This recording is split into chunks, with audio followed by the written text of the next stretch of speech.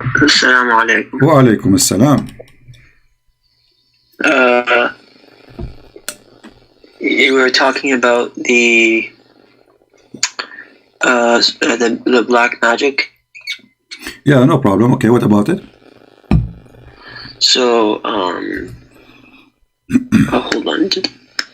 So, with regard to him imagining that he'd done something, that does not impact his truthfulness because of the evidence to that effect and the scholarly consensus that he was protected from that. He was protected. How is protected?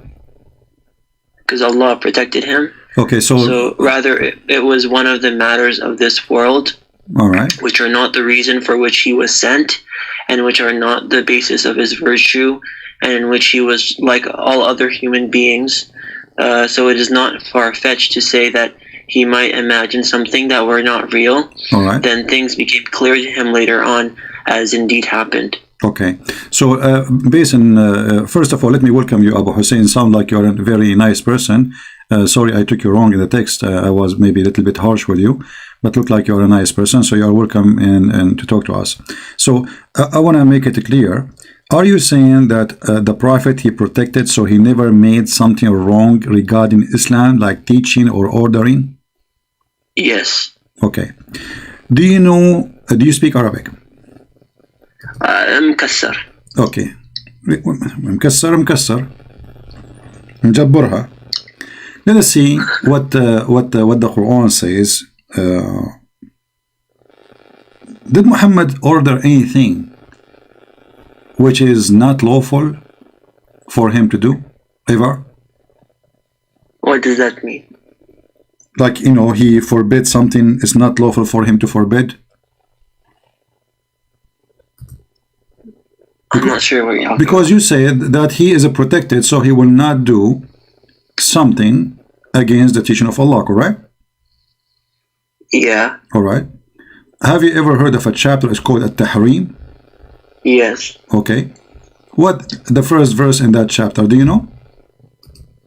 At-Tahrim is Surah 66 or... exactly, chapter 66.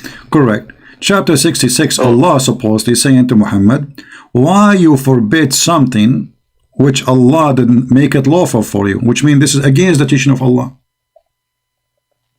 Yeah. But you just said that the Prophet, when it's come to teaching about Islam and practicing the teaching of Allah, he would never break the Allah teaching. No, he didn't. He didn't prohibit him in the beginning. No, it says here, it says, why you are forbidding yourself from doing something Allah made it lawful for you. Why? He's questioning. Why? You see, when you say why about what? Allah, he made it lawful for you. Look, read with me. It says Allah, which Allah has made in the past, right? Made. Yeah. Huh? Okay. So he made for you. So already Allah gave us permission to eat like many different types of fruit, but if I don't like to eat like apples, does that mean that I'm sinning if I don't eat apples? So why Allah is okay? So are you saying to me? I mean, don't you think this is silly that Allah is talking to Muhammad, saying to him, why you are saying you will not like eat apple? This is the whole Allah in the 7 galaxies. I mean, what a big deal. I don't like to eat zucchini. Here we go. So Allah will make a verse to Christian Prince saying to him, Christian Prince, why you are forbidding zucchini for yourself when I made it lawful for you? Well, the guy don't like it. So there's no way this is about apple and food. This is about your Prophet having sex with a woman. Her name is Mary the Copt. She is his servant. Is that correct? What? This is about a woman. Her name is Mary the Copt. She is a slave of Muhammad. He was sleeping with her in the bed of his wife, Hafsa. So Al-Bukhari and Muslim, they narrated from Aisha that the Prophet used to stay with Zainab bin Jahash and drink honey in her house. She said, so Hafsa and I agreed that whichever of us the Prophet entered upon would say, I can smell a maghafir, a type of gum that has an unpleasant odor on you.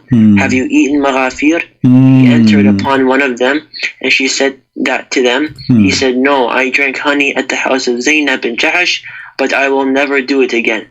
So then this is, the following verses was revealed.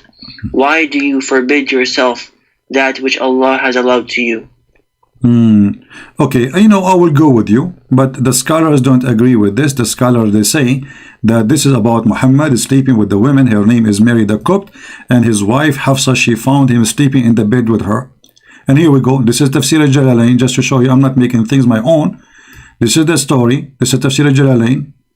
It says, O Prophet, why do you forbid what God has made lawful for you in terms of your Coptic handmaid Maria, when he lay with her in the house of Hafsa, who had been away, but who, upon entering and finding out, become upset. So look what happened. Muhammad is sleeping with, he's doing boom boom with Mary the Copt. Hafsa, she opened the door, she find Muhammad in the bed. Who's saying that? Your scholars. Yeah, so that is one interpretation. Okay, so it doesn't matter, my friend. Obviously, here we have a problem. First of all, if it is honey or apple or chocolate or about sex, if Muhammad forbid something, it's not for him to forbid. That's mean he broke the order of Allah, and this is what Allah he said in the Quran. That's not breaking the order. So why Allah is saying to him, why you forbid something? Obviously he broke it. Because he said that he will never eat honey again. Exactly. So, but it's not right. Is it right or not right? Is it right or not right to say I should not eat honey according to you? Is it okay to say that? Or it's the man's choice. Okay. So why Allah saying it's not right then? No, he's asking why the Prophet, peace be upon him, like why did he forbid it for himself? That's just a question. He's not saying he did something wrong. No, your Prophet right away he broke his oath, the one who made to his wife, and he started doing what he was doing before. So your Prophet he made this verse actually so he can go back and sleep with Mary the Copt. So he make an oath saying, I swear by Allah, I will never do that again, like as you said. And then he made this verse because he missed this woman, he want to sleep with her. So he made a verse so he can break his promise. Say, Allah told me, why you are forbidding this? Let me ask you, did your Prophet sleep with Mary the Copt? Mary the Copt, I'm not sure. What do you mean not sure? Well, maybe, I don't know. Well, all Islamic books confirm. Here we go in front of you. Not only that, he is sleeping with her in the bed of his wife. And she is a handmaid. He never married her. So here we need to ask ourselves, where Allah he made it lawful for Muhammad to sleep with a handmaid? Nowhere. Show me a verse in the Quran. It says to Muslims, you can sleep with your handmaid. Can you show me a verse? You can sleep with your handmaiden? Yeah, she is a handmaid. Yeah, in chapter 424. Chapter 424? No, this is about right hand process from the war. Yeah. Malakatul Yamin is from the war. Mary the Copt, she is a gift given to Muhammad from the king or the ruler of Egypt. So she is not. He married her. No, he never married her. No, he never married her. It's a big fat lie. No Muslim count Mary the Copt as one of his wives. Never. Are you sure? Oh yeah, I'm very sure.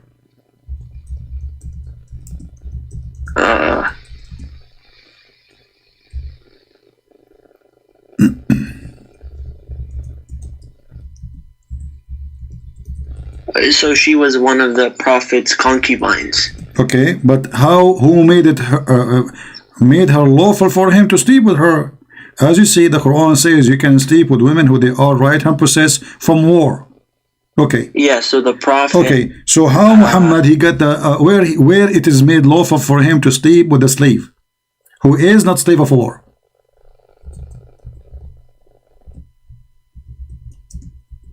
Never.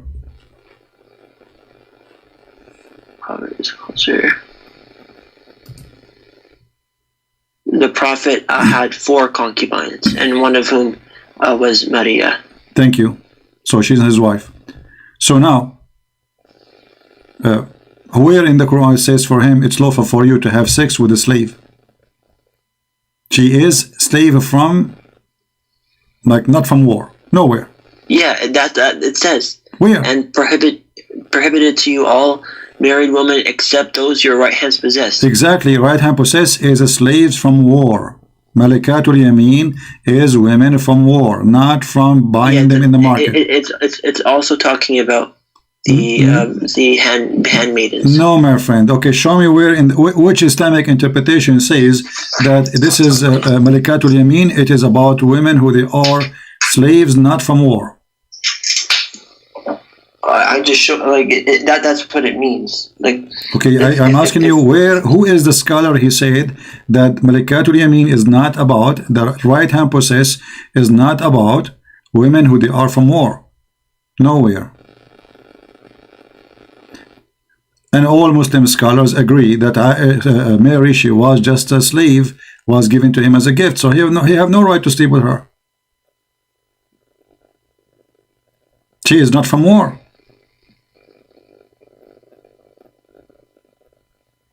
Surah Al-Ahzab 33 verse 6. Al-Ahzab 33 verse number 6. Okay, what about it? The Prophet is closer to the believers than their own selves, and his wives are their believers' mothers. What does this mean? What does this have to do with our topic? Mary the Copt, she is not his wife anyway. What does this have to do with our topic? So you want to find a verse, like if the Prophet did it, then my friend, if Allah he made it lawful for him, that means it was made lawful for him. If he did not, then Muhammad is a fornicator. As simple as that. Okay, so show me where Allah he made it lawful for him to sleep with a slave. She is not a slave of war. I just showed you. Where? If the Prophet did it, that means it's allowed. Oh, so the Prophet, he do whatever he wants, but Allah is asking him why you do that. He's asking him why he did it. It doesn't mean that it's wrong.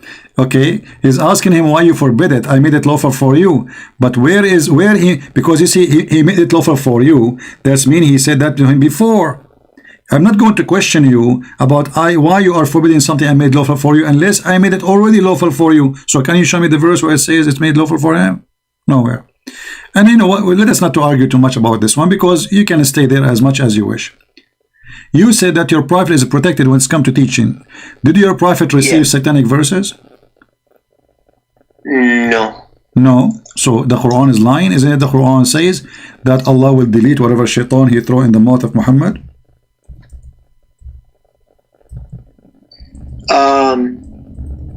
So even if, like, for argument's sake, this is true, the scholars they said that he understood it as meaning that the shaitan caused the kuffar to hear the words, not that he put them in the mouth of the Prophet.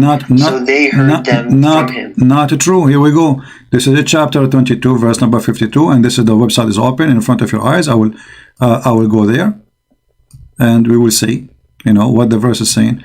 Chapter 22, Al-Hajj, verse number 52.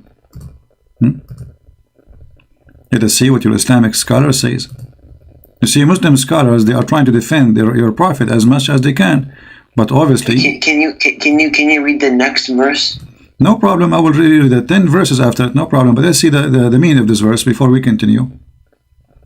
And you see, I'm not making the mean me myself. I'm going to read for you what your scholar says. Okay. This is Tafsir al-Jalalain. Read with me carefully. It says here, but when he recited the scripture, Satan cast into his recitation. Yeah. Okay. So there's no sahih isnad from the Prophet, peace be upon him, concerning this report. My friend, the Quran is not sahih. The Quran confirmed. Hold on. The Quran confirmed that your prophet, he received satanic verses. Allah will delete it. You see, it says No. Okay. He tried. Okay. No. It says ألقى الشيطان في أمنيته. ألقى الشيطان في where he الشيطان where ألقى where أمنيته who Muhammad, not the people. Okay. But read what it says. I'm reading. It says that Allah removes. Thank you very much. So you said to me that Allah protect Muhammad from shaitan. So he will not by removing. Okay, so it's too late. Look, after I got shot, you are protecting me now. This is not a bullet. What are you talking about? It doesn't matter. It's more than a bullet. He just worshipped shaitan. He just worshipped the three. He worshipped the three daughters of Allah. Read. This story is not sahih. Listen, Abu Hussein. Read. But that when he recited the scripture, shaitan cast into his recitation what is not from the Quran, but which those whom he, the Prophet, and has been sent to find pleasing. The Prophet had during the assembly of men of Quraysh, after reciting the following verse from Surah Al-Najm, have you considered Al-Lat and Al-Uzza and Manat, the third one? And then he said he added as a result. You can read Ibn Kathir's refutation of this in Tafsir of Surah Al-Hajj. Okay, I wanna take your promise. If we go to Ibn Kathir, we'll accept what Ibn Kathir he say. Ibn Kathir refutes this. All right, let us go and see what Ibn Kathir says. Is it okay? Ibn Kathir in English is far away from Ibn Kathir in Arabic, so I'm going to open Ibn Kathir in Arabic. Is that okay? You speak Arabic, you should be broken, but it's okay. You understand, right? I understand very little bit. All right. Very little. Okay, do you have somebody next to you speak Arabic? Because I can open right now Ibn Kathir, and you will see Ibn Kathir cannot refute that. You see, Ibn Kathir, first of all, he came more than 800 years after Muhammad. Correct? How somebody came in 800 years after Muhammad refute what happened? I mean, this is silly. Yeah, so it's like you now. It's like you saying you came 1400 years after Muhammad and you refuted this. This is funny. This is silly. Okay. So you take the story from where? From Jalalain. Okay. Jalalain came how many years after Muhammad? No, I'm not taking from the Jalalain. Al Quran saying it clearly. Allah will take it off. Allah will take it off. So the Quran, he put it there. Where in the Quran? Allah will take it from where? From the Quran, correct? Astaghfirullah. Okay, astaghfirullah. Okay. Listen, my friend, Allah will take the satanic verses from where? From the Quran or from the earlier pages? I want an answer, please. When it says when shaitan he throws into the mouth of the Prophet, Allah removes what Allah. Okay, he remove it from where? From where? From the recitation. Okay, what is recitation? Isn't the Quran is a recitation? Okay, yeah. Okay, thank you. So Allah remove from the recitation, which is the Quran, the satanic verses. So he is not protected because shaitan already, it's already shaitan. Okay, the verses, those verses coming from where? From shaitan. So at that moment when your Prophet was reciting, he was reciting what? The word of shaitan. So Muhammad was a messenger of shaitan. No, it does not say he recited it. He said. What do you mean? Hold on. Okay, hold on. It says. He did recite. Hold on. Listen. Okay. Read the one after it. لِيَجْعَلُ الشَّيْطَانَ مَا يُلْقِي الشَّيْطَانَ فِتْنَةً. So Allah will, shaitan, he will cause what he throw as a trial. Okay, he throw where? You agree that this is in the tongue of the Prophet. Thank you very much. So shaitan, he throw that to cause a problem. No problem. That's wonderful because he's shaitan anyway. I mean, what do you expect shaitan to say to do something good? No way. But what happened now that your Prophet, when he recited the words of shaitan, he became a messenger of shaitan. Okay, so it says that Allah make what shaitan is thrown as trial for those whose hearts is a disease. Okay. So, as I said before, its meaning is that the shaitan causes the kuffar to hear these words, not that he put them in the mouth of the Prophet, peace be upon him, so that they heard from him. My friend, but what happened, it's not the kuffar who got hurt, it was Muhammad. Because as you see, this has caused trouble to Muhammad. This is very funny explanation. Because the kuffar, anyway, they don't believe in Muhammad, they don't follow Muhammad. This is funny. The one who was hurt by this statement is Muhammad and Islam, not the kuffar. This is why they are laughing at him. And now me and you, we are talking about this because Muhammad is hurt by this, not the kuffar. This is funny argument. The one who the shaitan, he did not throw. He was not affected. The ears of the kuffar were affected. No, my friend. The hadith says that he, Muhammad, and the kuffar and the believer, they bow down together. Is that true or not?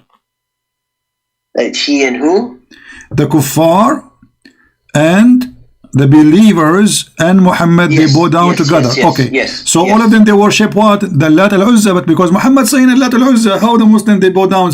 So that hurt the Muslims too. Because Muhammad, he made the Muslims bow down. No. To the Muslims, he was talking. He was talking about Allah and the kuffar. If we assume that the satanic verses are true, but which they are not, if it's true, they heard that about the Lat al-Uzza and Manat. Okay, let me ask you. So you are saying that the Quran is a lie? Because you just said if the story of al-Gharaniq is true, but isn't it the Quran saying Allah will take it off? So Allah will take off something that never happened? No. Like it happened like for a split second, and he removed it right away. Thank you very much, guys. We just heard from Abu Hussein that it happened for a split of second. Muhammad became a messenger of the shaitan, speaking for shaitan. It doesn't matter a second, 2 seconds. I didn't say he spoke. No, you did. You said it happened for a split. No, and you said everybody heard you. It's recorded. You said he put it in his recitation. You agreed. Come on, you are a man. Don't take it. Don't swallow your words. You said 10 minutes ago that yes, shaitan, he put it in the recitation. Thank you. Recitation. I said to you, and as you remember, I said to you, isn't it recitation Quran? You said yes. And then you said, okay, that's fine. So now he put it in the recitation, which is in the mouth of Muhammad, which means Muhammad reciting the shaitan words and Allah words in the same time. And that make it mix together. So shaitan is mixing Quran with his own word. And now, how we can guarantee that this verse in the front of you is not from shaitan? This verse? Yeah, because shaitan, he want to make you relax. Here we go. He got Muhammad saying his words, and now people, they know that this is going to be true. This is wrong. So shaitan, he made this verse to Muhammad saying, okay, well, you know what? Whatever shaitan he put in there, I will take it off. Don't worry. No. If shaitan wrote this verse, then he would tell people to go steal. He would tell people to go rape. He would tell people to go murder. But isn't it the Quran? Isn't it the Quran teach you? Isn't it the Quran teach you to rape and to kill and to steal? Isn't it the Muslim accuse your prophet that he stole an underwear? Stole what? An underwear. What are you talking about? The Quran, chapter 3, verse 161. They are fighting over stolen goods. And you are saying to me the Quran, if this is from shaitan, the shaitan should teach them to steal. Here we go. The Muslims, they are fighting with their prophet, saying that he illegally stole from the booty. So now we have the Pirate of the Caribbean fighting over a piece of clothing, accusing their prophet that he is a thief, he stole it from the theft.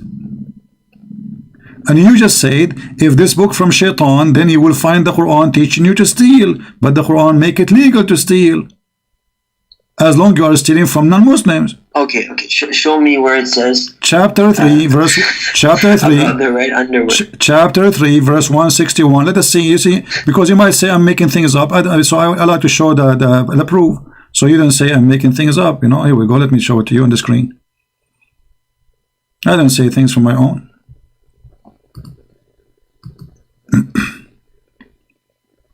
Here we go.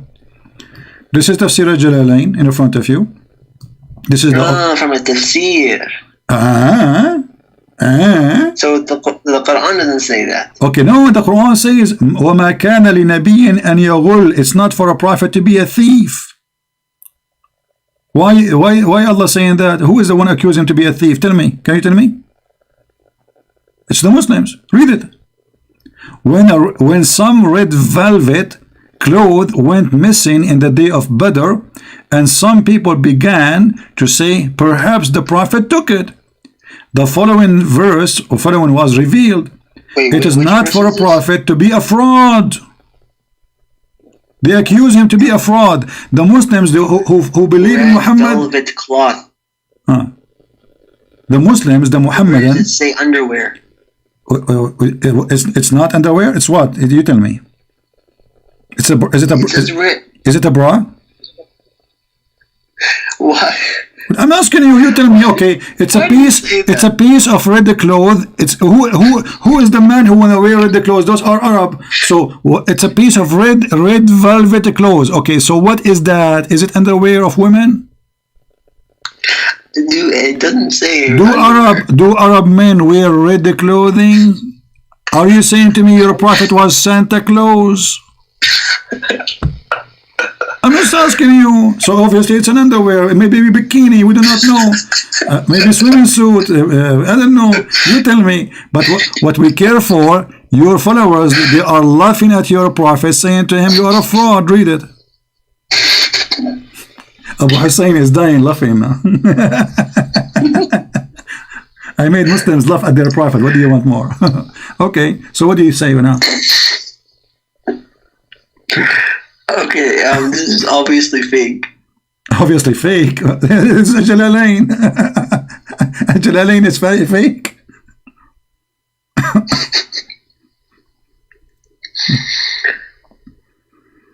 When someone, yeah, it doesn't say underwear. What you're saying? Okay. So. It doesn't. The problem is the underwear now. It doesn't say underwear. Okay, maybe it's a pant, not underwear. You think? Maybe it's a bra. Maybe it was a short. Maybe it's a pajama. You know? Yeah. So you look. You Muslims accusing your prophet to be a fraud and to be a thief. What kind of religion? If those are the companion of Muhammad, accusing their best man to be a fraud and to be a thief. So what about the rest? This is the best man.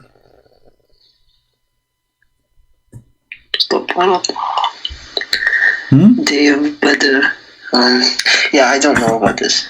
You do not know about this. Okay, you know what? I'm not going to ask you questions no more. I want you to help me. You see, there's like 800 people listening. I want you to tell us how you can prove to us that Muhammad is a prophet. You know, when we say somebody is a prophet, shouldn't he have a prophecy? Prophecy? Yeah. I mean, you call you call a person a prophet. Like he should be. The prophet had many prophecies. Like what? Like what? I can show you some of them. Give me one. I can show you.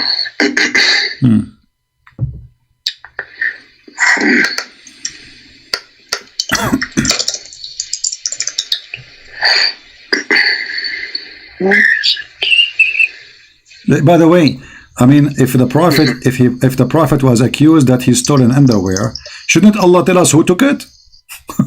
Well, I mean, what kind of a prophet? What kind of a prophet? He cannot prophesy who is the one who took the underwear. Here we go. They are accusing him that he took a piece of a cloth. So shouldn't the prophet prophesy who took it? He go to home. He listen to Allah. Allah inspire him. He says to him, go to the house of a Christian prince. Open the closet. Go behind the closet and you will find a box. You open the box, inside the box there's a box, and then you open the box, inside the box there's another box, and then you open the box, inside the box, inside the box, inside the box, and then you will find the red underwear, and that will make Muhammad a prophet. But look, they accuse him to be a thief, stealing underwear. He could not prophesy who took it. Or what he came. It doesn't. Like you don't have to be that dishonest and say it's underwear. My friend, like it is a piece of a cloth. It is red. You tell me why you Muslim? You don't tell us what it is then. Why you cannot be honest? Why you Muslim? Like khawdi. No. Why you Muslims cannot be honest and tell us what it is? What does it say in Arabic? قطيفة. Okay. Piece of clothing. Okay. Okay. So why you don't tell us what it is? Why you don't tell us it's not tell us it's a pant, tell us it's a jacket? Why you don't say what it is? So all what we know now. A scarf? Well, why not a scarf? Okay, but at that time there is no underwear anyway. So obviously Aisha, she used to. You said a scarf, right? Everybody, did you hear it? He said a scarf. Thank you very much. That's an underwear. According to the hadith, Aisha, she said that the Prophet used to order me to put a sheet between my legs and he fondled me. That is their underwear. You didn't make, okay. What are you talking about? Okay, man? hold on. Let me show you. Let me show you. Okay, brother, let me show you. Let me show you. Okay, here we go. You are the one who came with the word scarf, not me. It's your mistake, not my mistake. What are you talking about? You are talking to Christian Prince. Get ready. Here we go. Do you see it? I warp myself, and here in the translation they say izar. So when she is in her menstruation, look how nice your prophet, man, how decent he is.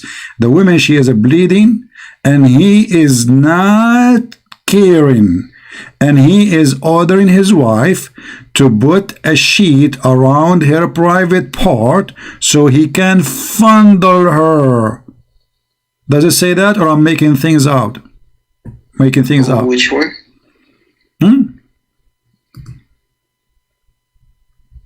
And here it says agreed upon. In Arabic it says agreed upon. Do you see it? So you cannot say it's not accepted. Sahih. Rawahu al-Bukhari, hadith number 300, and in Muslim, hadith number 293, and agreed upon. Muttafaqun alayh. Okay, so this is agreed upon, and the Prophet, he used to fondle his wife while she have menstruation by ordering her to put an izar, a sheet around, a scarf around her private part. So why you are saying it's not? That's very clean. That's a very clean way of doing it. It's a clean. The woman, she have menstruation. Yeah. How is that a clean? Explain to us. Actually, you know what, Abu Hussein, I'm very naive. You know, I'm single. I did not understand what's happening here. Can you explain to us what exactly your prophet did? What? Can you explain to us what your prophet did? Because I am single. I do not know what those things is. I do not know what menstruation mean. I don't know. So what your prophet was doing there, if you can explain to us. So, this is just reporting what the prophet had done with his wife. Yeah, what he did. Like in the book of Solomon, you see that Solomon had sex with his wife, and then you see that the Bible talks. In the book of Solomon, it says he ordered his wife to put a sheet between her legs. So this is the izar. My friend, okay, I'm asking you to explain to me. Okay, I'm asking you. That covers the body. Okay, I'm asking you what she did exactly, and what your prophet was doing here. So he would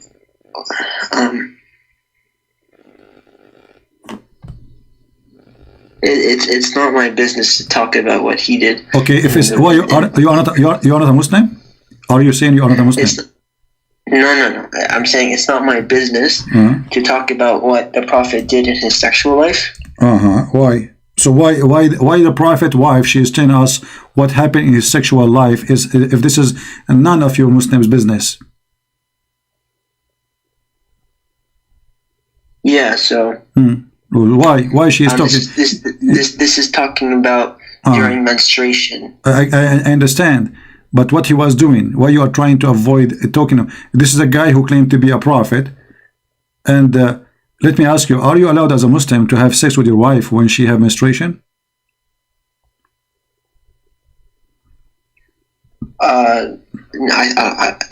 Well, yeah. This hadith says yes, so yeah. Okay, but isn't it, this is according to, you see, guys, did he say yeah? Yeah, okay. You said that the prophet never broke the teaching of Allah. The Quran says no. Just you said yes. You said everybody heard you. Abu Hussein, I got busted. I got you busted. When I was menstruating, this is talking about. So when I was menstruating, and then he did this after she finished menstruating. No, she said, "I am." Here we go. Let's read the hadith again. This is. I was menstruating. Not after. Read it, and here we go in Arabic. وَأَنَا حَائِض, and I am ministrating, exactly as a translation. So please don't play games. And now because I said to you, the Quran say that you cannot do that, you are trying to swallow your words. Look what the Quran said. The Quran get your prophet busted. He is hypocrite. The Quran says that when women, they have menstruation, stay away from them. Chapter 22 verse chapter 2 verse 222 and chapter this verse is enough. Here we go. It says, therefore keep away from women during menses. Does it say that? Yeah, you can't have sexual intercourse. Okay. When, so your prophet what your prophet was doing? Okay. So what your prophet was fondling her when she is having her menstruation? The Quran says. Oh, there we go. There we go. It says fondle. It doesn't say sexual intercourse. So what fondle? Explain to me. I'm naive. What fondle mean?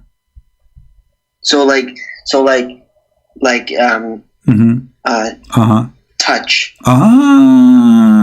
But he is ordering her to put an izar between her legs. Okay. Yeah. How can you have sexual intercourse? Okay, hold on. There's an izar between your legs. Okay, hold on. Guys, he is saying he did not have intercourse, but he was playing between her with his private part. That is not sex in Islam. So what is sex in Islam then? Sexual intercourse in Islam is like okay, but I don't have to okay, look what the Quran says. Look what the Quran says. It says, so keep away from them. Keep away. Did not even mention anything about sexual. Keep away from them. Stay away from them. Why your prophet is not staying away? You just said, everybody heard you. He was playing with her, touching her, playing here, there, fingers, nose, tongue, whatever, blah, blah, blah. Okay, so now your prophet is breaking the Quran because the Quran says when they have their menses, stay away from them.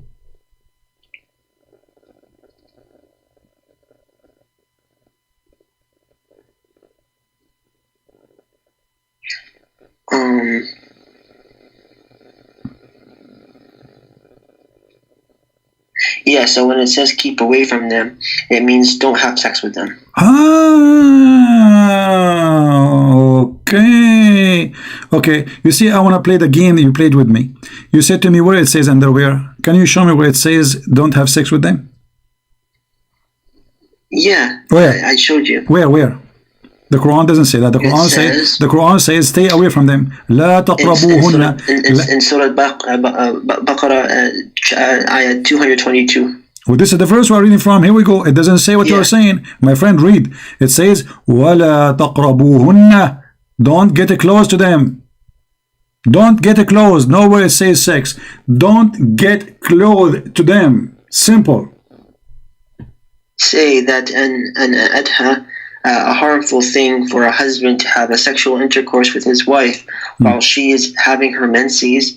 Therefore, keep away from women during menses. My friend, nowhere in the verse it says sexual intercourse, not even once. And I challenge you. Here we go. I have the verse in front of you in Arabic. Can you show me which word is the word sexual intercourse? Nowhere. Well, the Torah says that. No, don't. You see, Muhammad is trying to copy the Jews, right? So I'm asking you now. Where in the verse says don't have sexual intercourse?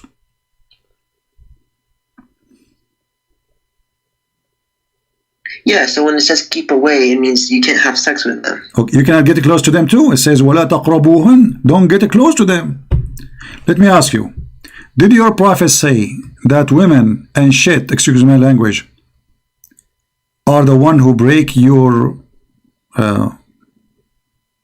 preparation for a prayer? Women and what? Women and shit. And women and shit? Yeah. So how this woman, she have menstruation and your prophet touching her and now he is going to pray and she have menstruation. If the Quran said that women and poop, both they break your preparation for a prayer, your prayer will not be accepted.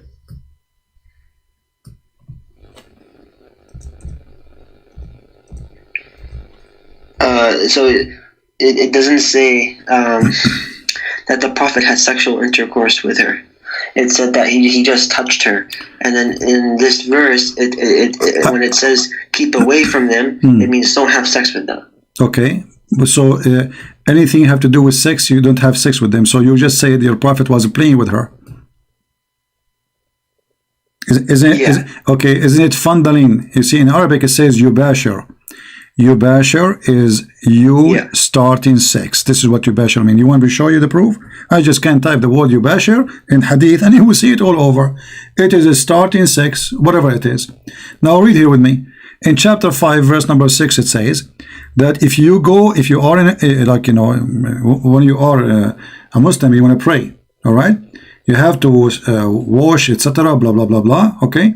And then it says, and if one of them is sick or he was in trouble in a journey, and any of you comes from doing poo-poo or touch women, does it say that? What ayah is this? Chapter 5, verse 6. Oh.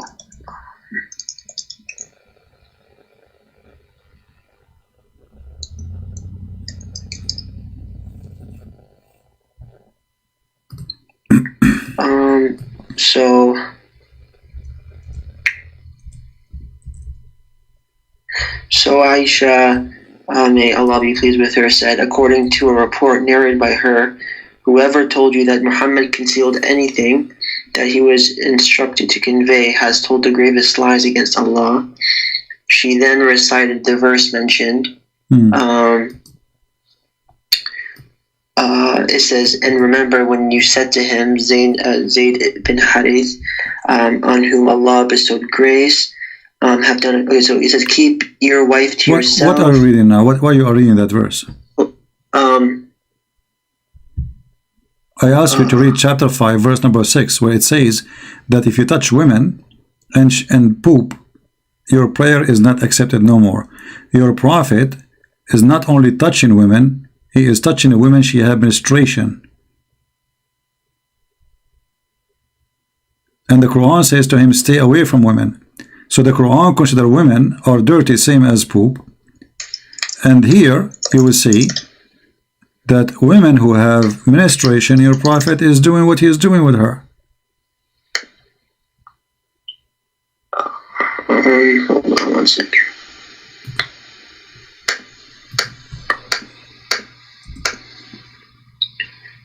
Yeah, okay. So it says right here that you said 5 verse 6? What?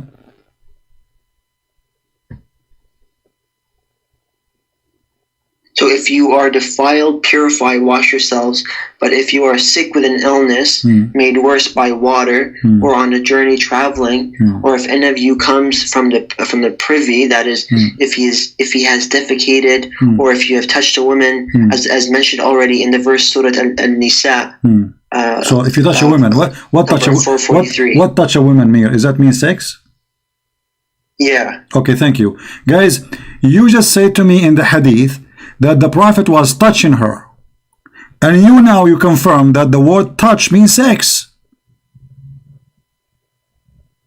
No, in this verse it says like if you can't have sex. Hold on, the word here I just asked you, the word there in the Quran appear is touched.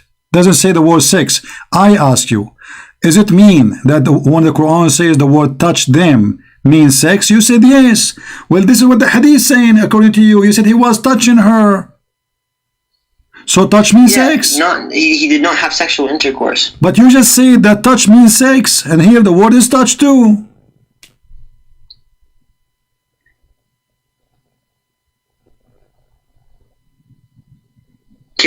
Can you explain what this is talking about? It says, my friend, you cannot explain. You are in trouble. Okay, you know what? Forget about all of this. Abu Hassan, everybody. State of ritual impurity. Wash your faces and hands up to the elbows. That is, including them, the elbows, as clarified in the Sunnah, and wipe your heads. Okay, why you wash your hand to the elbow? So, this is talking about the prayer. So how do you know that the Prophet So he had to perform wudu before he did the prayer. Okay, let me ask you. Was your prophet a clean person? Yeah. Okay. Do you think a clean person he will cleanliness? Do you think a clean? Like the highest standard. Okay, we will see. We will see if that's okay, guys. The prophet he have high standard of cleanness. Okay, let me. So, do you think a clean person he will do any kind of sexual activities with a woman she have her menstruation? Is that a cleaning for you? I mean, the woman she hate herself now. She have her menstruation. And the top of that, now she have to satisfy a guy who is horny. Is that how a clean man he act? Okay, so there's nothing wrong. It's actually like it's he didn't have sexual intercourse with her, as I said. He just touched her. Abu Hussein, you know, I'm scratching my head now. Actually, I have some lice. Do you think if I have a lice, that's make me dirty? If I have a lice? You have lice on your head? Not many, it's few. Maybe because you keep sitting behind the screen and you don't show your face. So what do you think? Does that make me dirty if I have lice? Ask yourself that. No, I'm asking you. I mean, is lice because somebody he's taking a shower, or because he's filthy, or he's dirty, or clean? What do you think? Be honest. It's okay. You can hurt my feeling. No problem. I have a glue. I will fix it. It's probably going to be a trap. It's what? It's probably a trap. You're trapping me. It's a trap. It's a trap. Yeah, there is an article written by Muslims about debating Christian prince. In the article, they say if a Christian prince said something good about the prophet, don't say yes because it's a trap. If he says something bad, don't say no because it's a trap. So it doesn't matter what I say, he will say it's trap. So what is the point of the conversation? You have to tell me, I have some lice in my head. Do you think I am dirty? If you have lice, yeah, sure, you're dirty. Thank you very much. So if I show you now that your prophet he have a lot of lice in his head, what you will do?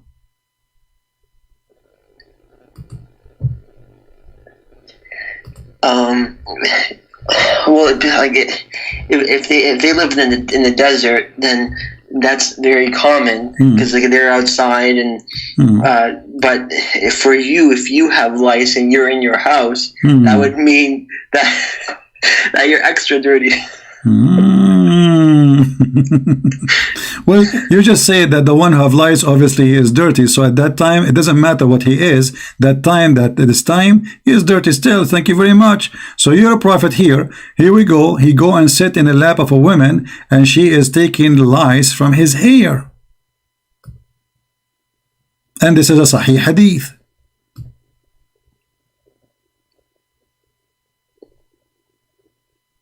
Are you allowed as a Muslim to take shower in dirty water, Abu Hussein? In dirty water? Yeah. No. What about ablution for a prayer? Yeah, no, it has to be clean water. So, but if there's no so you cannot. water, okay, what? Okay, what if? Okay, I want to tell you a story. If a guy he is walking down the street and he want to do ablution.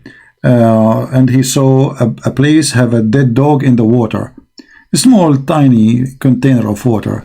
There's dead dog, there's women blood from period, there's garbage, and he did ablution. Is his prayer is accepted? If there was no other water? Yeah. It's all about, in Islam it's all about intention. So if his intention was to do good, then Allah would no, but there is other water. He live in a town. There is other water. He is not in the desert. He is in his home. So there's a little tiny place in the town, which all people throw garbage. Is that okay? There's water. There's people. The water drink from it. You know, he's in town. He's not traveling from place to place. Is that okay?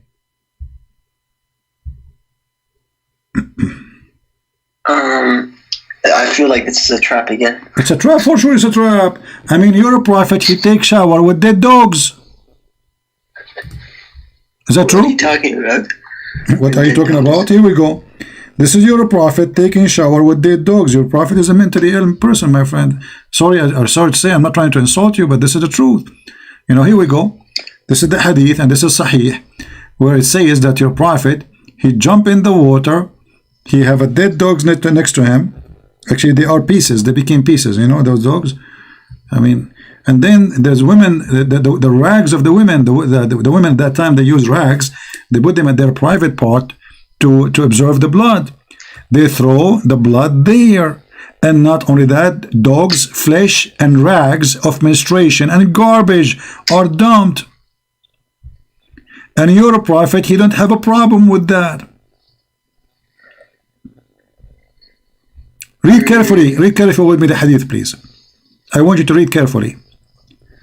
It was said, O Messenger of Allah, you perform wudu from the well into which... Oh, this hadith, I know this hadith. Ah, you know it, okay. Tell me about it, go ahead. Okay, so the well of Buda'ah, it was the water was running continuously. Now we have two springs of water in Mecca. We have one is called Zamzam, and we have one is called Buda'ah. My friend, water there, my friend. On top of running water. No, water there. No, this is a dirty water. You can stand in it. What running water? There's no river. There's no river. Okay, hold on. What if I show you the description of how big it is, and it's not running water? Why you are making things up, Abu Hussein? I mean, you know what? If you can show me that this is running water, you are the hero. Can you show me where it says that? Why you are making things up? Hold on, let me see. This is the hadith, here we go in front of you, and this is Sahih. Sorry, the Da'if. It says, read with me, Abu Hussein, in the screen. I measured the breadth of the well of Buda'ah with my sheet, which I stretched over it. Look how small it is. I didn't measure it with... Imam at-Tahawi said that the well of Buda'ah was like a rive leading to a garden. This means that the water is always running and it's not static. Who is this? Who is this at-Tahawi? How he knew? Where he got this from? He was there. Here we go. Abu Dawood. No, he's a scholar. He's a potato. Abu Dawood saying, I measured. He measured it. I measure it. Not saying I heard. I measured the breadth of the well of Buda'ah with my sheet. Look how small it is, which I stretch over it. I then measure it with the hand. It measured 6 cubits in breadth. And I then asked the man who opened the door of the garden for me and admitted me to it, has the condition that will change from what it had originally to be in the past. He said, no. I saw the color of the water in this well had changed. So nothing changed in the, and this is the size, this is the original size. It's very small one. It's not a raining water. And if it's raining water, people will not throw garbage in it because the people need to drink. This is a desert. They will kill you actually if you throw dirt in a well which people can drink from. But because this is the dirty water. Okay, so and look what it says here. Look, how would he know that Abu Dawood's measurement was correct? My friend, it doesn't matter. This is your Muslim books.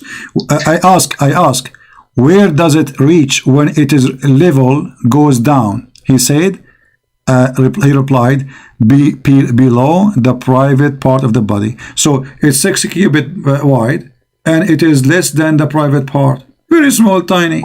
It's like a jacuzzi place. So we have dead dogs. What do you mean? What do you mean that small, tiny? It's a small. It's 6 cubit. Do you know what 6 cubit mean? Yeah, it's around 6 arms, right? 6 arms.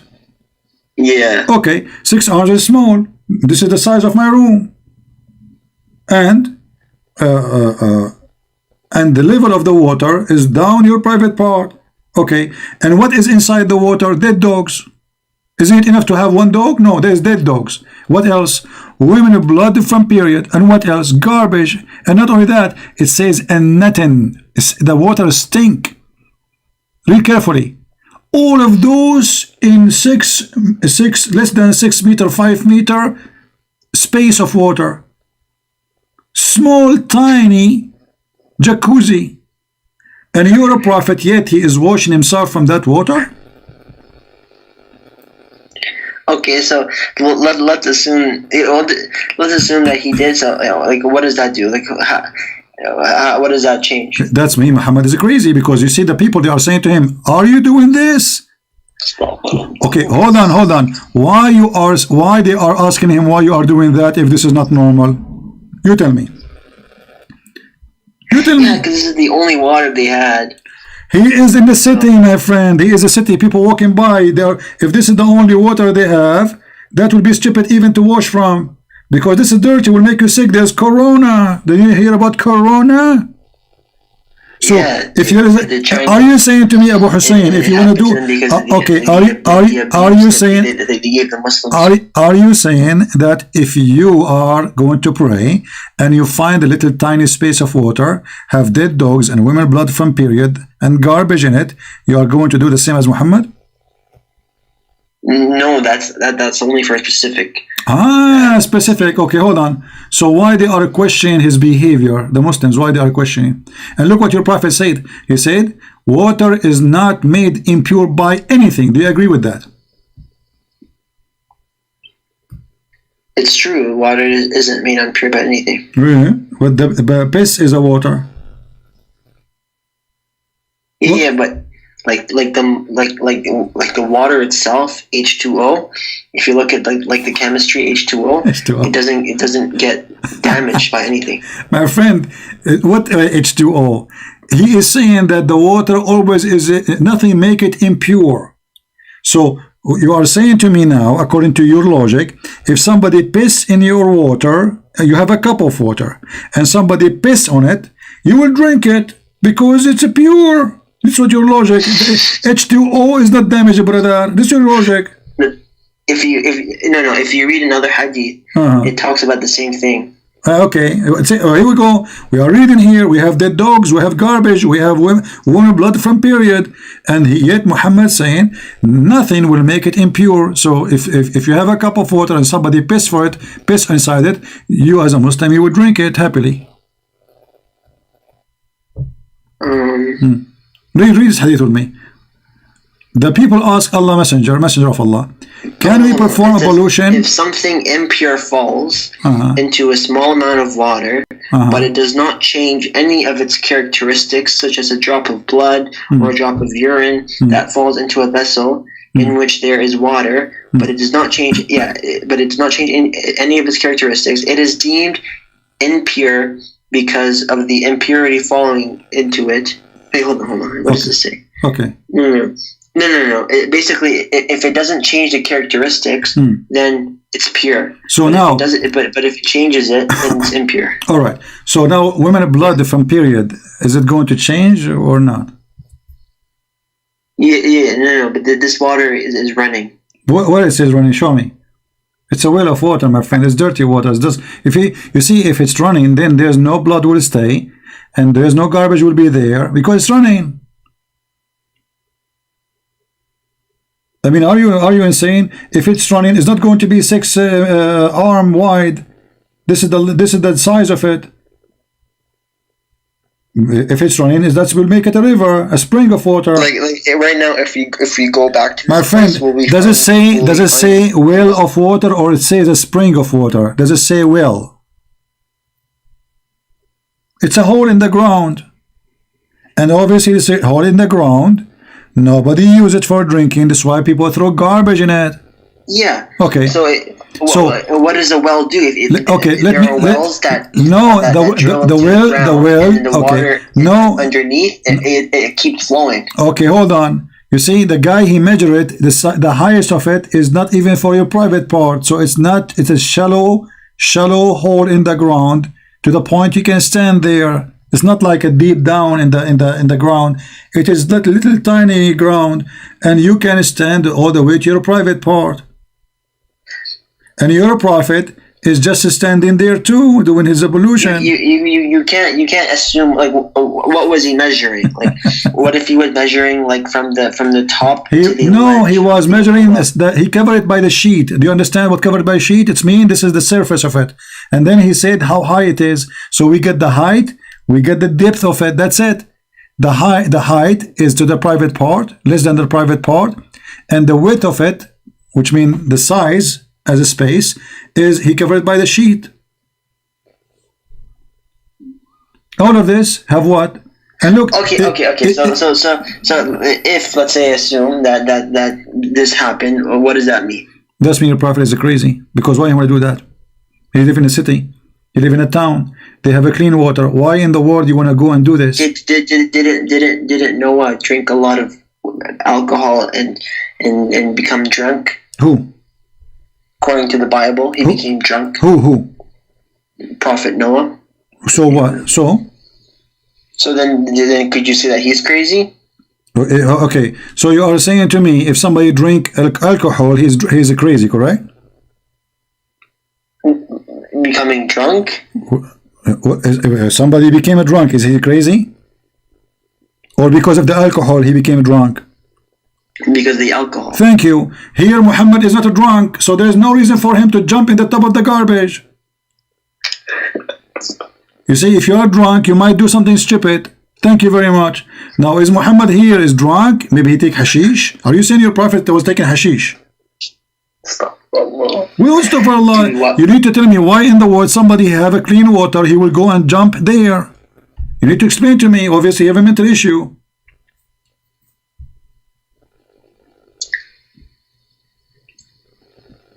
Yeah, I don't know about this. Yeah, and Noah was drunk, guys. Noah, he was drunk. Yeah. Listen, let me ask you. Was your prophet drunk too? What? Was your prophet drunk too? No. Are you sure? Yeah, 100%. Okay, let us see if this is true or not.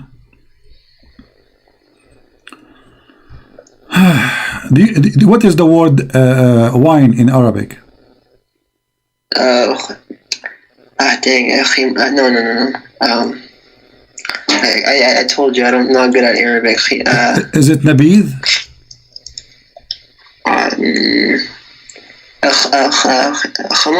Khamar.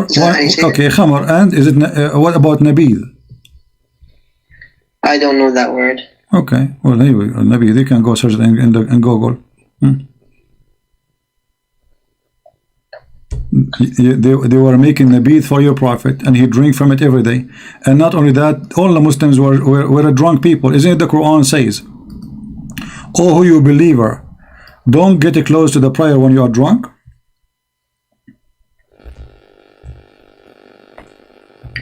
Yes or no? It doesn't say that he was drunk. Okay, who was drunk? The people, like the. Okay, what kind of the Muslims? Okay, what kind of Muslims they go to the mosque and they are drunk? And what kind of a prophet? So this was before the prohibition. Okay, when this came to be forbidden, is it at the end of Islam? So why Muhammad did not forbid from the beginning? Yeah, so Allah revealed the Quran in the period of 23 years. When Muhammad he got sick, he cannot drink no more. Then he forbid the wine because he cannot drink it no more. Did your prophet used to throw up anything he ate because he was dying from poison? Was he throwing up? Yeah, because he had pain. He ate poison, and that caused him to die slowly. So he threw up anything he ate. Here we go. This is the hadith. It says, the prophet in his element in which he died, he used to say, "Oh Aisha, I still feel the pain caused by the food I ate of Khaybar." Okay, so Aisha, she's reporting that Muhammad died by poison. Do you know what poison do? Damage his organs. Obviously, this guy is dying slowly. He took the poison 3 years ago, yet he is still suffering and dying slowly. And this is telling us that how much Muhammad is suffering. And look what he says: I still feel as the food I ate. So I still. He used to say, this is something always he say, he's in pain. Never stop the pain. Where is the pain? He ate. The food went where? The first place it goes in his stomach. Do you agree? Okay, so his stomach is damaged, obviously. He's not observing food normally, and he's dying slowly. So your prophet, he did not forbid drinking wine as long he can drink, but now he's dying, he can't drink it no more. Otherwise, why he did not? No. Okay, let me ask you. Your prophet, when he forbid people to go around the Kaaba naked. What? When he forbid the people to go around the Kaaba naked. Oh, I actually remember I was watching your show, and you were talking about that. Why he did not forbid this right away after he took over Mecca? Why he waited until he's almost dying to forbid it? He was watching, enjoying the show. So I am a prophet. I took over the town, and now I am the only one who controlled the town. Why he did not forbid male and female from going naked around the Kaaba? And what exactly the religion they were practicing there?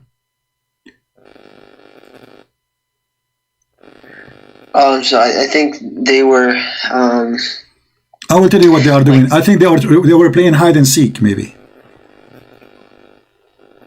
What is the religion? What kind of religion is the religion around the Kaaba? Is a practice where women and men, they go naked. Do you know? I think that was the pagan people. Exactly. So how Muhammad, he is a prophet of Allah, he forbid wine, but he don't forbid people to go naked around the Kaaba? No, he did forbid it. Where? No. He Okay, this is a challenge between me and you. We have a verse in the Quran about wine. We have a verse in the Quran about hijab. Can you show me a verse in the Quran about not to go naked around the Kaaba?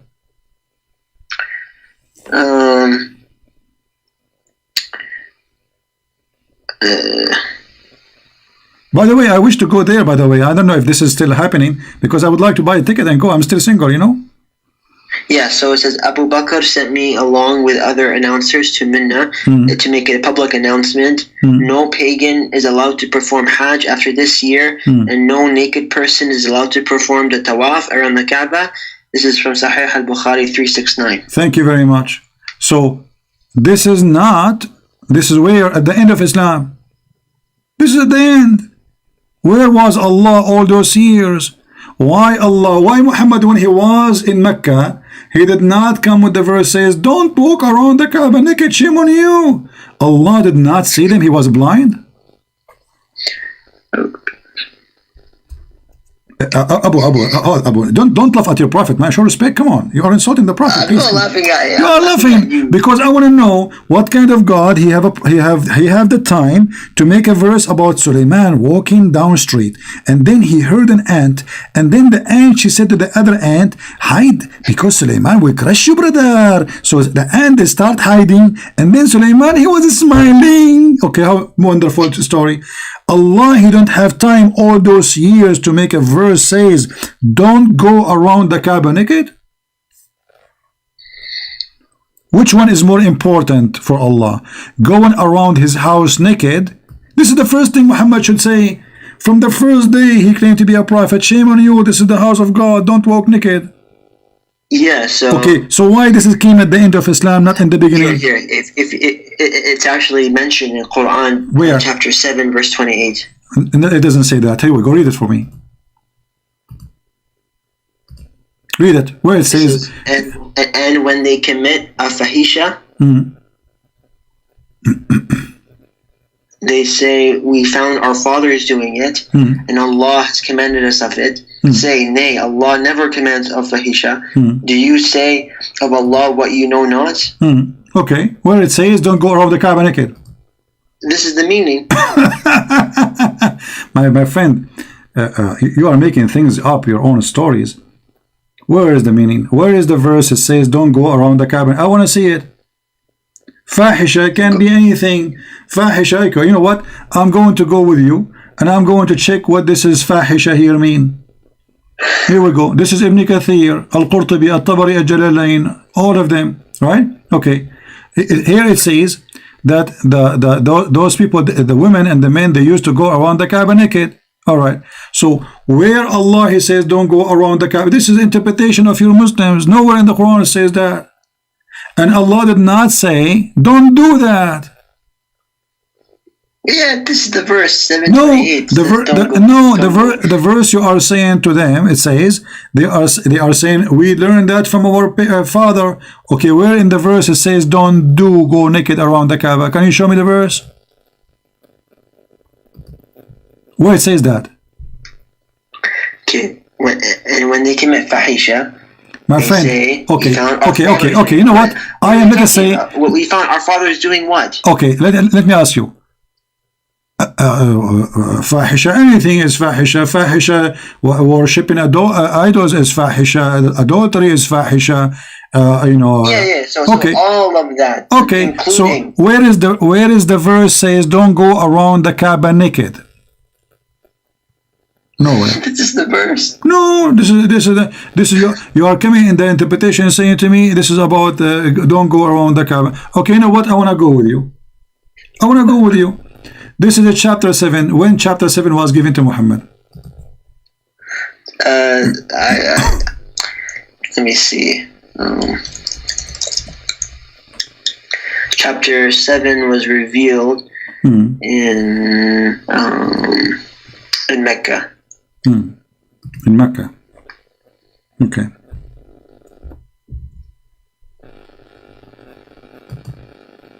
What number is chapter 7, the original number? Do you know? Sorry, what? What is the original number of... Hold on. Chapter 7. One second. Yeah, it's Meccan. Yeah, except for 163 to 170 is from Medina. Okay. So what is the number of number 7? Al-A'raf? No, I'm saying to you, this chapter, the one you are saying, Al-A'raf, yeah, it is, what is the official number, not the Quran today you have. What is the official number? Yeah, Muhammad, he received Quran. There's according to Revelation and there's according to the book of Uthman, correct? Yeah. So, Al-A'raf, according to the Revelation, when Muhammad he received it? You tell me. No, I cannot tell you because this is secret. Yeah, I cannot tell you. Why is it a secret? You have to work for it. You need to help me here because I want to know how this is in the world happen. If Al-A'raf was given to Muhammad in a certain time, right? Why Al-A'raf is not in the right location? Do you know? What do you mean by location? Okay, I'm not sure what you're talking about. This is here, chapter 7. Is it? This is where Muhammad received it. It was number 7, or this is wrong? Oh no. Okay, No. Okay. So is this verse here is coming really part of the Al-A'raf? The Surah Al-A'raf. It was given.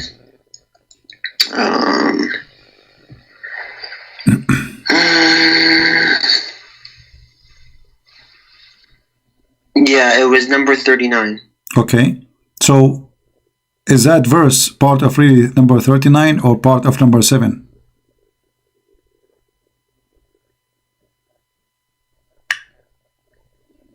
You know, I don't know the answer to that. Okay, so who is the one who changed the location of this verse? And why this verse is coming in the wrong place? Because you mentioned to me that there's a hadith that the Prophet he sent to announce that nobody go around the Kaaba naked. Is that correct? Yeah. When this happened exactly?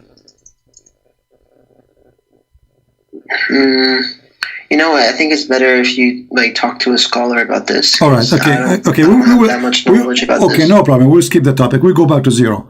I ask you about. Give me a prophecy of your prophet. I cannot wait. Even the cat here is like surprised. Oh yeah.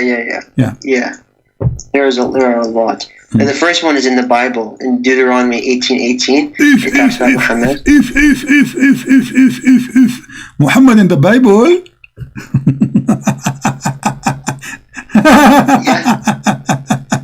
Okay, tell me what it says there. Why are you laughing? Okay, in the book of what? in Deuteronomy 18:18. Okay, what it says, brother? Go. Your laugh is very funny. Okay, what you can do? I mean, I have to laugh. What it says there? What? Tell me. Tell me what it says. I will raise up for them a prophet like you from among their brothers. From among their brothers, the Arab. I will put my the Arab are the brothers. The Arab are the okay. Hold on. The Arab are the brothers of the Jews. Yeah. How that happened? They have one father. Yeah, they were brothers. Who is their father? Who is their father? Who is the father of the Jews? Who is the father of the Jews? Abraham. No. Your Quran says children of Israel. Children of Israel. It doesn't say children of Abraham. So their father is Israel.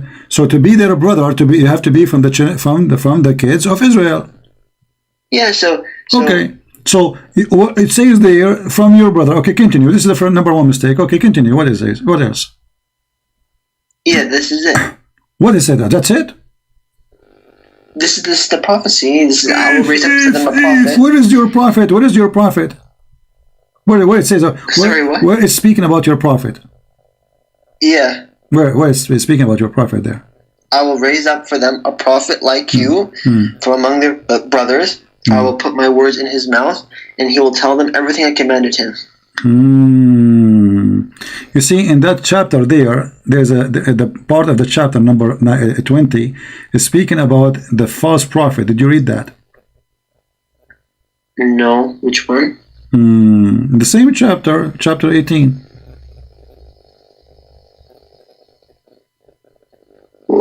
Which verse? This verse number 20. And this is about your prophet. No. You see, a prophet who dares speak a message in my name that I have not commanded him to speak, or who speaks in the name of other gods. Yes, yeah. Thank you. So, there's nowhere in the Bible. It's mentioned the name of Allah. So here the verse is speaking about your prophet. If you go to the Arabic Bible, and you open Genesis, it says Allah created the heavens. Okay, this is translation. This is false translation. But in the real Bible, I don't care if it's false. No, this is false translation. This is what Arabs do. If you open the Quran right now, you will find the name Jesus. But in the Quran, there's no Jesus. Correct? Yeah. Okay, so this is false translation, my friend, because you should not translate a name. You should not make up a name. So this is false translation. So now here, you're a prophet. He came in the name of other God. Secondly, you're a prophet. He could not bring any true prophecy. I asked you about a true prophecy. You said to me he is mentioned in the Bible, but there's no proof of that. Give me a prophecy of your prophet to make him prophet. Okay. There are a lot. Like what? So the first one would be so it says, "Say, O Muhammad, I do not tell you that I have depositories containing the provision of Allah, nor that I know the unseen, nor do I tell you that I am an angel. I only follow what is revealed to me." For example, the Byzantines will rebound.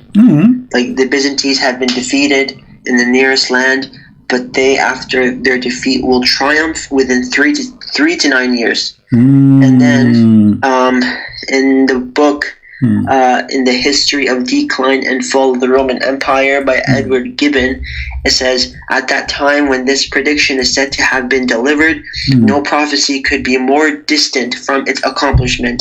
Okay, my friend. Since the first 12 years of Heraclius announced the approaching dissolution of the empire."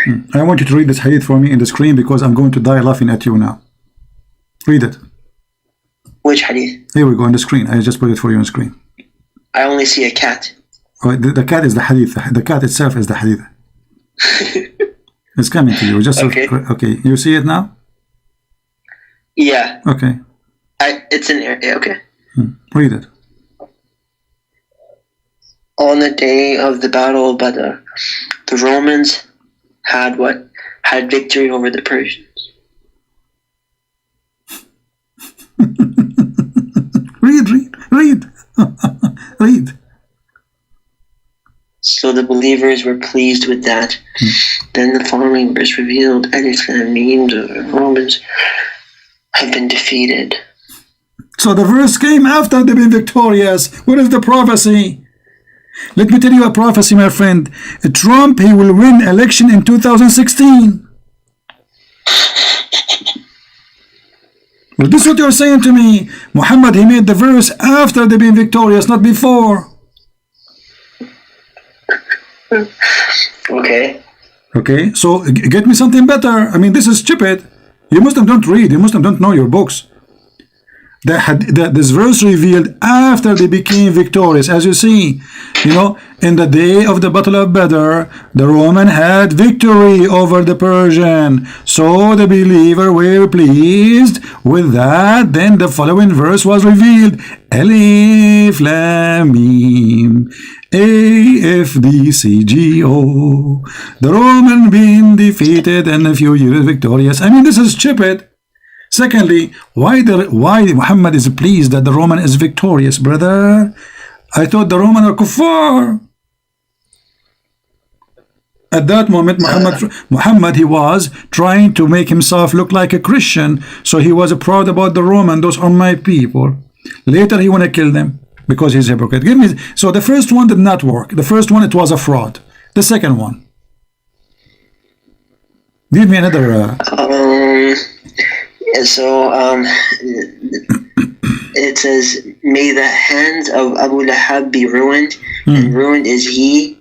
His wealth will not avail him, or that which he gained he will burn in a fire of blazing flame. Okay. So it is astonishing that for the next 9 years of Abu Lahab's life, despite hearing these verses being recited, his pride still kept him from potential golden opportunity to discredit the Quran. And so had Abu Lahab simply professed faith, even disingenuously, that could have brought into serious question the truth of this revelation. Okay. So of course, he who revealed this knew Abu Lahab would never do so. Okay. So you are saying to me that if Abu Lahab later became a Muslim, that means Muhammad is a fraud, correct? If he later became Muslim? Yeah, because this is about Abu Lahab. Allah is saying, Allah. Yeah. Okay, so guys, be my witness. If Abu Lahab became a Muslim later, that means Muhammad is a fraud. But all the Quran was made for those who don't believe in Muhammad, including Khalid bin Walid was fighting him. Look what it says. It says, are you going to guide the one who Allah made misguide? The one who deceive? So all the Muslims who became Muslims, Muhammad says to them, and you will never be able to guide them. The Quran in front of you.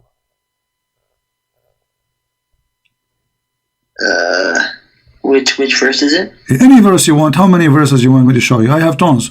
I have like I have red verses, yellow verses. What do you want? I mean, we have all over. All the Quran says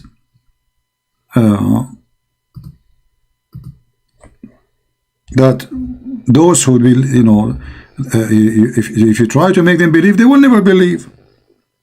Isn't it the Quran says, وَلَنْ تَرْضَ عَنْكَ الْيَهُودُ وَالنَّصَارَى, the Christian and the Jews, they will never accept you unless you follow their okay, I'm going with your logic. So if there is one Christian accept Islam, that means Muhammad is a fraud, because he said the Christian and the Jews will never accept you.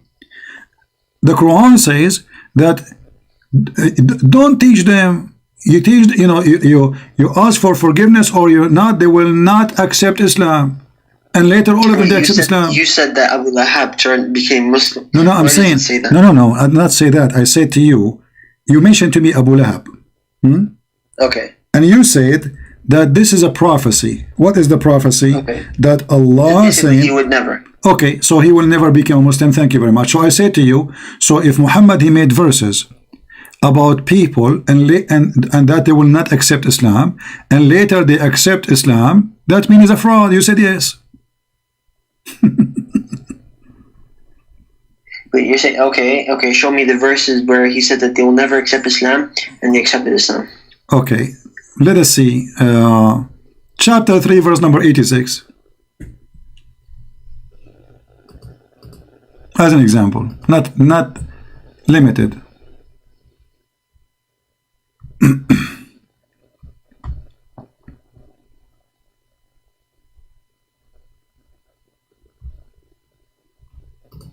how shall guide people who have disbelief after they believed? This is about who? How can I know? How can I know what? Okay, how Allah is saying to him, to Muhammad, how you can guide people who disbelieve after they became believers? Okay. This is about who? How shall God guide people who disbelieved after they believed? They believed and bore witness that the messenger is true and that the clear signs came to them. God guides the people of the God guides not the people. Okay. But those people later they became Muslims. All of them. No, this is talking about people who disbelieved after they believed. Doesn't matter. He's saying to him, how you can make them believe, which means they will never believe. No. This is talking about the people who believed and then disbelieved. My friend, no problem. They believe and then they disbelieve. And he's saying to him, how you can make them believe? But later they became believers. So the people who used to be Muslim, who left Islam, then became Muslim again? Is this verse talking about a specific person or about anyone? How shall God guide a people? Well, by the language, by anyone. Yeah. Yeah, so people who left Islam and then after they disbelieved, and then after they believed again. This person who left Islam, did he become a Muslim again? Who left Islam? No. Because the verse saying, are you going to guide? How shall you guide? How shall God guide people who disbelieve after they believed? Which means Allah will not guide them. Very simple, right? No, I don't understand what you're saying. Allah saying, how God, and this is funny by the way, because he says, كيف يهدي الله. I mean, Allah is talking, how he said that. This is very silly. So, how Allah guide people who disbelieve after they believe, correct? Yeah. Okay. Did those people who Allah is saying how he will guide them after disbelief, which means he will not guide them, did they believe again? Did they believe again? I don't know. Read the interpretation. It mentioned many names, and yes, they became believer again.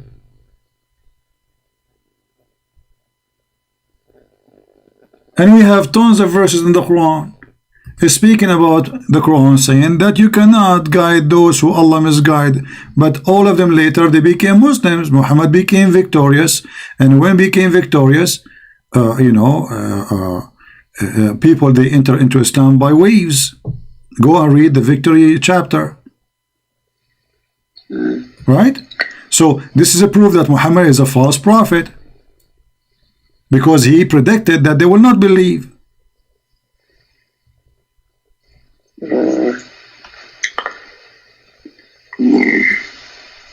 Let me ask you, do Allah guide kuffar or Allah guide only Muslims? No, God guides those who believe in God. And No. Do Allah guide the kuffar or he don't guide kuffar? No, he does not. Okay, guys, Allah he don't guide the kuffar. So how Khalid al-Walid became a believer? He was a kafir. Umar, he was a kafir. Abu Bakr was a kafir.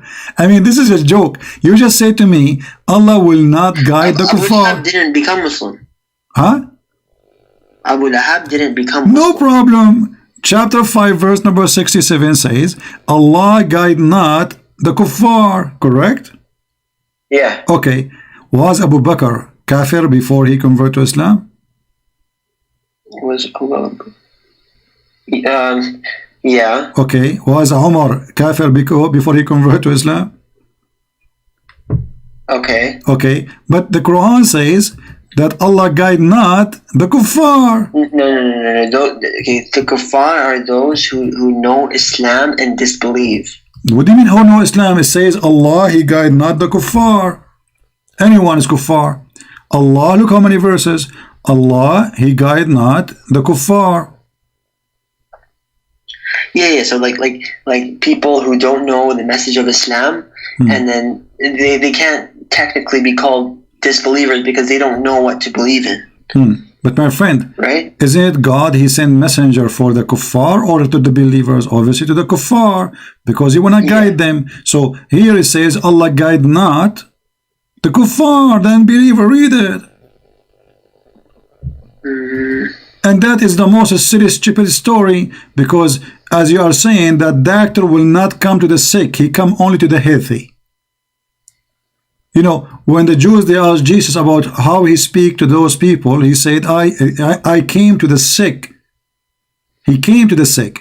So when your God will not, ask you a question? When your God, he says that he will not guide the disbelievers. Isn't the Quran says that the disbelievers have sickness in their heart? So they are sick. Okay. So didn't he help the sick one and guide them? I mean, who is the one who need guidance? The one is guided already, or the one is not guided? You see, until now you fail to give me any prophecy. You know, I want to help you. According to your prophet, how the baby is made?